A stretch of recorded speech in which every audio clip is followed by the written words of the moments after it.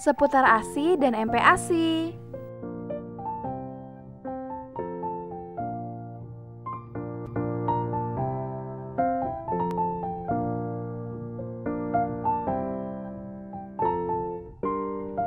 Terdapat dua sumber nutrisi yang diberikan kepada bayi, yaitu ASI dan MPASI.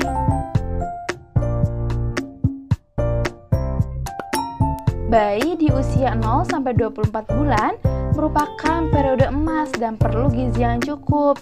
Jika gizi bayi tidak cukup, maka dapat mengganggu tumbuh kembangnya di usia selanjutnya. Bisa saja bayi masuk ke dalam periode kritis. Untuk mencapai tumbuh kembangnya yang optimal, menurut WHO dan juga UNICEF, merekomendasikan 4 hal penting yang harus dilakukan. Pertama, beri ASI 30 menit setelah lahir. Kedua, berikan ASI eksklusif dari usia 0-6 bulan. Yang ketiga, berikan MPASI sejak usia bayi 6-24 bulan. Dan yang keempat, berikan ASI sampai usia 24 bulan. ASI atau air susu ibu yang diberikan dari anak usia 0-24 bulan. Adapun manfaat dari pemberian ASI, yang pertama merupakan sumber terbaik sampai usia 6 bulan. Kedua, bayi tidak mudah sakit. Ketiga, mampu meningkatkan kasih sayang ibu dengan bayi. Keempat, menunjang tumbuh kembang bayi yang optimal. Adapun tanda-tanda bayi mendapatkan ASI yang cukup. Pertama, bayi terlihat puas setelah menyusui. Kedua, puting dan payudara tidak lecet ataupun nyeri. Ketiga, bayi terlihat sehat dan berat badannya naik setelah 2 minggu pertama, yaitu 100-200 gram setiap minggunya. Keempat, setelah beberapa hari menyusui, bayi akan buang air kecil sebanyak 6-8 kali dan juga buang air besar berwarna kuning 2 kali sehari. Tidak hanya itu, jika bayi tidak mau menyusui atau selalu tidur, maka sebaiknya dibangunkan dan dirangsang untuk mau menyusui setiap 2-3 jam sekali. Kira-kira apakah sudah benar cara menyusuinya? Yuk kita bahas cara menyusui yang benar.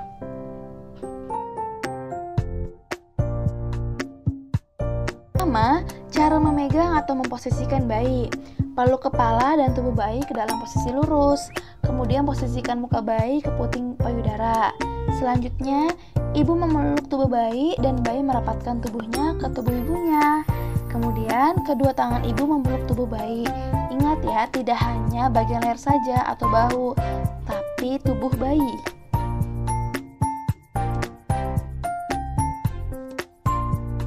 Kedua, cara melekatkan bayi yang benar dengan menyentuhkan puting payudara ibu ke bibir bawah bayi. Lalu kita tunggu sampai bayi membuka mulutnya dengan lebar. Jika sudah, segera arahkan puting dan payudara ibu ke mulut bayi. Adapun tanda-tanda posisi dan peletakan yang sudah benar, yaitu dagu bayi menempel ke arah dada ibu, mulut bayi terbuka lebar, dan bibir bawah bayi terbuka ke arah luar. Lalu, daerah areola atas atau bagian hitam di sekitar payudara itu terlihat daripada areola bawah. Kemudian, bayi menghisap dengan lambat dan dalam dan terkadang berhenti untuk menelan. Selain itu, kita juga harus mengetahui hal-hal apa saja yang dapat menghambat dalam pemberian ASI. Yuk kita bahas. Adapun contoh hambatan dalam pemberian ASI dan juga cara mengatasinya. Pertama, produksi ASI sedikit. Adapun cara mengatasinya dengan mengonsumsi makanan dan minuman yang seimbang, kemudian istirahat yang cukup, dan yang terakhir, berikan ASI sesering mungkin kepada bayi. Kedua, puting lecet dan nyeri. Jika hal tersebut terjadi, cara mengatasinya dengan memberikan ASI yang dimulai dari tempat yang tidak sakit. Kemudian, oleskan sedikit ASI pada puting ibu sebelum mulai menyusui agar tidak lengket. Yang terakhir, atur posisi dengan baik saat menyusui dan pastikan bayi melekat pada puting yang benar. Ketiga, payudara membengkak. Jika hal tersebut terjadi, kita bisa mengatasi dengan cara yaitu dapat dikompres dengan air hangat untuk mengurangi rasa nyeri. Kemudian dibantu dengan pompa atau tangan bila ASI melebihi kebutuhan bayi. Kemudian yang terakhir, dapat dilakukan pemijatan dari arah puting ke arah pangkal payudara. MPASI pasti sudah tidak asing lagi terdengar, bukan? Terutama bagi wanita yang sudah mempunyai anak. MPASI atau makanan pendamping ASI itu diberikan kepada bayi pada usia 6-24 bulan dengan tujuan untuk memenuhi kebutuhan nutrisi bagi bayi, karena ASI saja sudah tidak cukup untuk memenuhi kebutuhan zat gizi bayi. Adapun syarat aman dalam pemberian MPASI, pertama, tepat waktu, kedua, adekuat, ketiga, aman dan bersih, dan yang keempat, diberikan secara responsif. Sekarang, yuk kita bahas satu persatu. Pertama, tepat waktu. Maksudnya adalah diberikan saat usia anak sudah mencapai 6 bulan dengan melihat tanda-tanda bayi siap diberikan MPASI, yaitu kemampuan bayi menjulurkan lidah atau refleks ekstruksi itu berkurang. Kedua, bayi sudah mampu menahan posisi kepalanya dengan tegak dan stabil. Dan yang ketiga, mulai tertarik dengan makanan yang dimakan oleh orang lain. Kedua, adekuat, di mana komposisi makanan yang lengkap. MPASI memiliki kandungan energi, protein, dan mikronutrien yang dapat memenuhi kebutuhan bayi.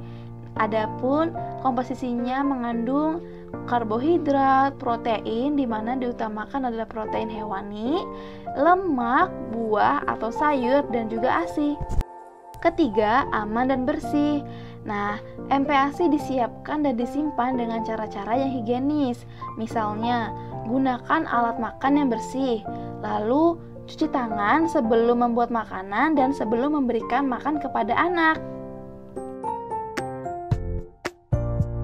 Keempat, diberikan secara responsif, di mana ibu harus mengetahui sinyal lapar dan sinyal kenyang pada bayi. Misalnya, pada bayi lapar cenderung akan menangis, dan saat bayi kenyang akan terasa bahagia. Selanjutnya, poin penting dalam MPASI. Kita harus mengetahui jumlah takaran dalam porsinya dan waktu makannya disesuaikan dengan usianya. Misalnya, usia 6-9 bulan, kita bisa memberikannya setengah mangkuk berukuran 250 ml dengan frekuensi atau waktu makannya 2-3 kali. Kemudian tekstur dan variasi disesuaikan dengan usianya. Nah, pastikan variasi dalam makanannya itu adalah variasi lengkap. Lalu teksturnya dapat diberikan sesuai usianya. Misalnya, anak usia 6-9 bulan, kita bisa memberikannya makanan yang dilumatkan. Lalu, persiapkan makanan sebelum anak lapar dan dalam keadaan yang bersih juga. Berikut adalah sumber yang kami gunakan dalam video ini.